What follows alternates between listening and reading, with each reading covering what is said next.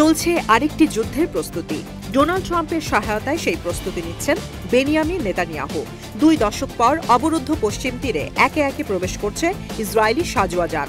গাজায় নামমাত্র যুদ্ধবিরতি কার্যকর করে এবার তেল আবিবের তীক্ষ্ণ দৃষ্টি পশ্চিম তীরে। উপত্যকায় যুদ্ধবিরতি চলায় হামাস নির্মূলের নামে গাজায় আগ্রাসন চালাতে পারছে না আইডিএফ। প্রতিরক্ষা বাহিনীকে অলস বসিয়ে না রেখে যুদ্ধবিরতির 2 দিনের মধ্যে পাঠিয়ে দেওয়া হয়েছে পশ্চিম তীরে আগ্রাসন চালাতে।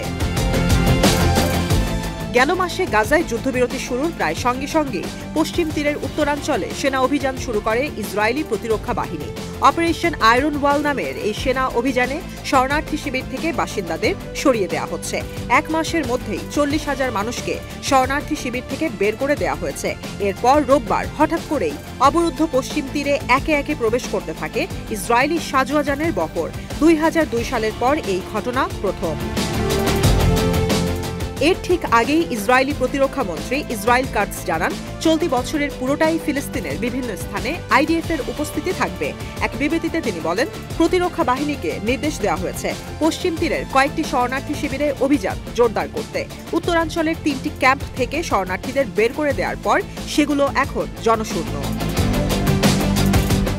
এসব ক্যাম্পে দীর্ঘ সময় আইডিএফ সদস্যদের অবস্থান করতে বলা হয়েছে।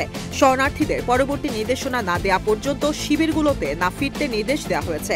কাজ জানান, পশ্চিম তীরে সশস্ত্র গোষ্ঠীদের আধিপত্য রুখতে এই সামরিক অভিযান জরুরি। আপাতত সামরিক অভিযানের পরিসর বাড়ায় জেনিনে ইসরায়েলি ট্যাঙ্ক অবস্থান করবে। 2023 সালের 7 অক্টোবর ইসরায়েল হামাস সংঘাত শুরুর পর থেকেই পশ্চিম তীরে আগ্রাসন চালাচ্ছে আইডিএফ।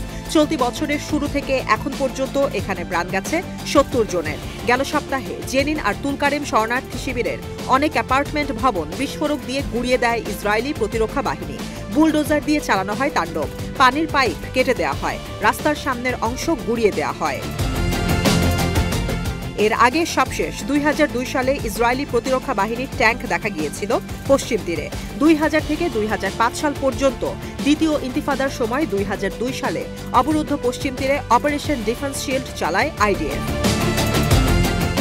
ফিলিস্তিনিদের দাবি, অবরুদ্ধ পশ্চিম তীর, গাজা উপত্যকা আর পূর্ব জেরুজালেম মিলে হবে স্বায়ত্তশাসিত স্বাধীন ফিলিস্তিন রাষ্ট্র। আন্তর্জাতিক আইনে ফিলিস্তিনে ইসরায়েলিদের স্থাপনাই অবৈধ, অথচ এই পশ্চিম তীর থেকে ফিলিস্তিনের সাধারণ মানুষকে বছরের পর বছর ধরে উচ্ছেদ করে যাচ্ছে ইসরায়েল।